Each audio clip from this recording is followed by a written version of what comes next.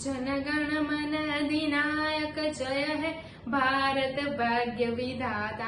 हमारी national anthem जो then है the great freedom fighter Rabindranath Tagore की, और उनकी मैं बात करूं तो वो एकमात्र ऐसे इंडियन थे जिनको लिटरेचर फील्ड के अंदर नोबेल प्राइज एनायत किया गया था।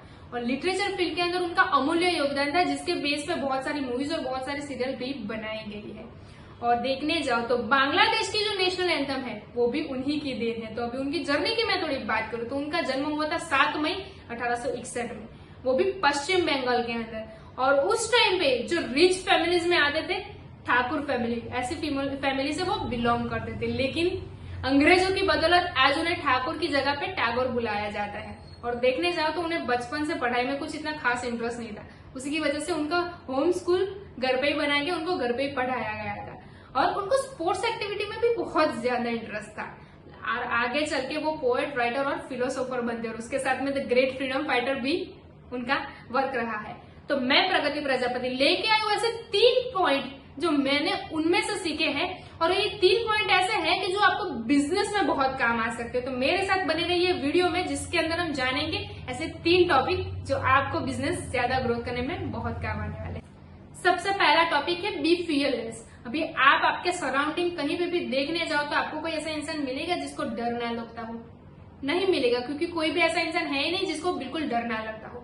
हर एक इंसान अलग अलग है, उसके साथ में उसका डर भी अलग अलग है। जैसे कि स्टूडेंट है तो उनको एग्जाम में फेल होने का डर है, पेरेंट्स है तो उनको बच्चों का करियर का, उनकी शादी का, बहुत सारे अलग अलग डर रहते हैं। और आप देखने जाओ तो पहले के टाइम में ब्रह्मास्त्र हुआ करता था, जिसकी वजह से आप पूरी सृष्टि का सर्वनाश कर सकते। तो आज ये ब्रह्मास्त्र है कहाँ? तो आज के टाइम में भी ये ब्रह्मास्त्र है, और ये ब्रह्मास्त्र और कुछ नहीं, आपका फियरलेस होना है। मतलब आपका जो डर है उसको ओवरकम करके जो आपकी सक्सेस है उसके ऊपर काम करना है। इसके अंदर रविंद्रनाथ टैगोर का एग्जाम्पल ले लो कि जो जलियांवाला हत्याकांड हुआ था उसके बारे में आज भी अगर हम सोचते हैं तो हमारा जो दिल है वो दहल जाता है। तो उस टाइम पे जब ये समाचार रविंद्रनाथ टैगोर को मिलता है तो उनको गुस्सा भी बहुत आता है और दुख भी बहुत होता है। और उसके साथ में उनको 1915 में इंग्लैंड की रानी द्वारा एक नाइटहुड का खिताब दिया गया था। तो उनको वो बिना डर के वो त्याग करते हैं, और उसी के साथ में ये हत्याकांड के खिलाफ कलकत्ता में प्रोटेस्ट रैली भी वो प्लान करते थे। क्या उनको अगर डर लगता तो वो ये प्लान कर पाते? नहीं कर पाते। तो उसी तरह ये तो सिर्फ एक एग्जांपल हुआ। आप अपनी लाइफ के ऊपर सोचिए कि आपकी लाइफ में ऐसा कौन सा फियर है जिसकी वजह से आपकी सक्सेस जो आप अचीव करना चाहते हो वो नहीं कर पा रहे हो। तो आप अगर वो सोचोगे तो आपको ऑटोमेटिकली पता चल जाएगा कि कौन सा फियर आपकी सक्सेस के आड़े आ रहा है। और ये जो एक बार आपने फियर को ओवरकम करना सीख लिया तो आप ऑटोमेटिकली जो आपकी सक्सेस है उसके ज्यादा करीब और करीब जाते जाएंगे। क्योंकि जब तक हम हमारा जो डर है उसके बारे में ही नहीं समझेंगे तो उसके बाद में आने वाला जो आउटकम है उसके बारे में सोचने का क्या फायदा? सोचना जरूर। दूसरा टॉपिक है डोंट लूज योर होप।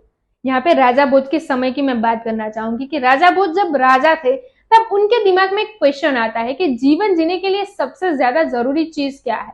तो सभी प्रजावासियों से पूछते हैं, लेकिन किसी का भी उत्तर उन्हें संतोषकारक नहीं लगता। फिर वो पूछते हैं विद्वान कवि कालिदास से कि जीवन जीने के लिए सबसे ज्यादा जरूरी चीज क्या है। तभी कवि कालिदास कहते हैं कि जीवन जीने के लिए जो सबसे जरूरी चीज है वो है आशा, मतलब होप। अगर आपके जीवन में आशा नहीं है तो आपको जीवन जीने के लिए कुछ भी रास्ता नहीं दिखेगा। क्योंकि हम भगवान को प्रार्थना भी इसीलिए करते हैं क्योंकि हमें उम्मीद है कि वो हमारी जितनी भी तकलीफ है, दुख है, उनको दूर करेगा और हमें उसका समाधान देगा। उसी के साथ में कोई भी इंसान जो है वो काम, बिजनेस या कुछ भी नौकरी करता है तो वो इसीलिए करता है क्योंकि उसको उम्मीद है कि उसको जो पैसा मिलेगा उसकी वजह से वो अपने फैमिली के सपने पूरे कर पाएगा।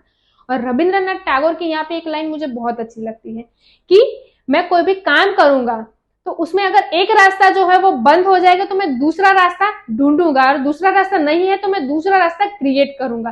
बिकॉज एक बार फेल हो जाऊंगा तो मैं अपना जो काम है उसको बंद नहीं करूंगा, लेकिन मैं काम तब तक करता रहूंगा जब तक मुझे सक्सेस ना मिल जाए। क्योंकि जो होप है वो एक ऐसी की है जो आपको कैसी भी सिचुएशन क्यों ना हो, बद से बदतर सिचुएशन होने के बाद भी आपको उसमें से विनर बना के बाहर ला सकती है। अगर आपने आशा जो है, आपकी होप है, उसको लूज कर दिया तो सिचुएशन में निकलने के रास्ते होने के बावजूद भी आप उसमें से नहीं निकल पाओगे। यहाँ पे बेस्ट स्टोरी है अब्राहम लिंकन की।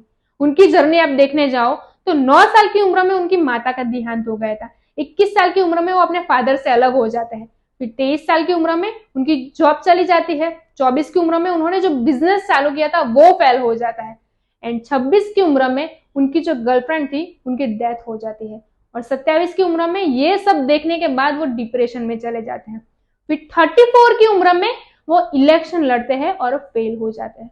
फिर लगातार 15 बार इलेक्शन में फेल होने के बाद 51 एज की अंदर वो अमेरिका के राष्ट्रपति बनते हैं।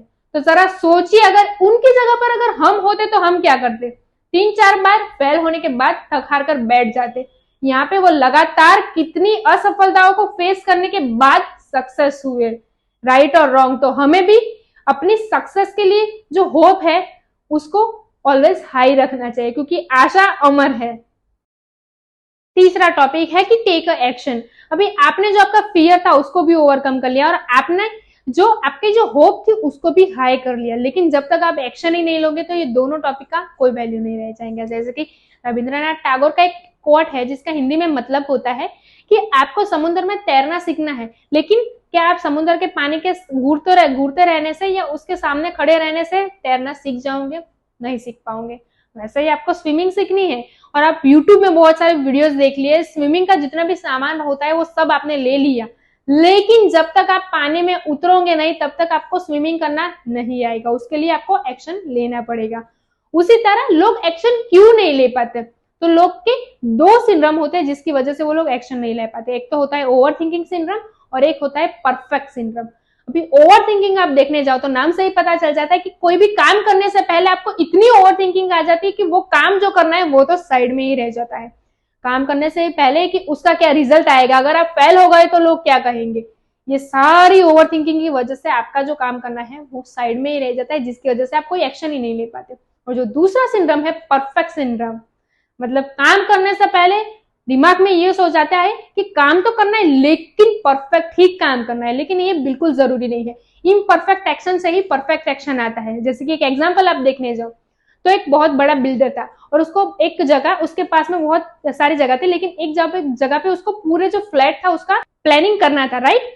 तो वो जो था वो प्लानिंग के लिए 2 आर्किटेक्चर को हायर करता है और वो दोनों को प्लान बनाने के लिए देता है, और दोनों में जो पहला आर्किटेक्चर था वो अपने हिसाब से अपना जो प्लान होता है वो बनाता है, और दूसरा जो आर्किटेक्चर था वो अपना प्लान बनाता है, लेकिन वो इतना उसके अंदर परफेक्टनेस का इतना कीड़ा था कि वो जो प्लान होता है वो रफ बनाने के बाद 3D करता है, फिर वो करता है, फिर ये करता है। इतने सारे काम करने के चक्कर में वो उसका काम अभी चालू है, लेकिन यहाँ पे जो पहला जो था आर्किटेक्ट वो अपना जो प्लान था वो जो ऑनर था उसको दिखा देता है, और ऑनर उसके प्लान से खुश हो जाता है और उसको हायर कर लेता है। और यहाँ पे वो परफेक्टनेस के चक्कर में जो दूसरा आर्किटेक्ट था वो ये जो डील थी जिसमें उसको बहुत फायदा हो सकता था वो लूज कर बैठता है।